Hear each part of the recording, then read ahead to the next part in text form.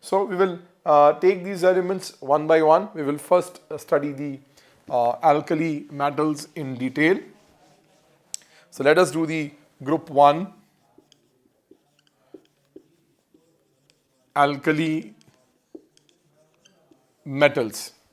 We will first see, we know that it consists of lithium, sodium, potassium, rubidium, cesium and francium.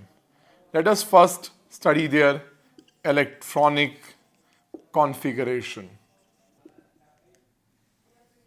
So we will first see their electronic configuration.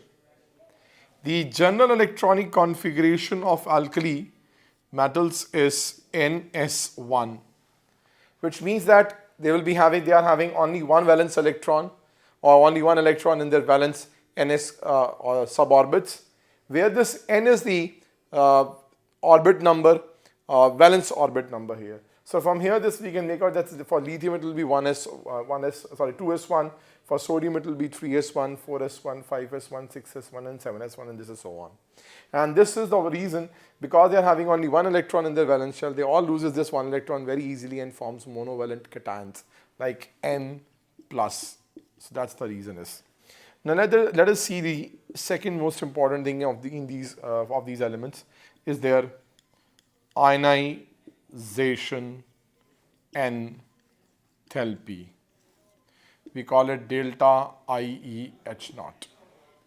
Now ionization enthalpy of these elements decreases down the group.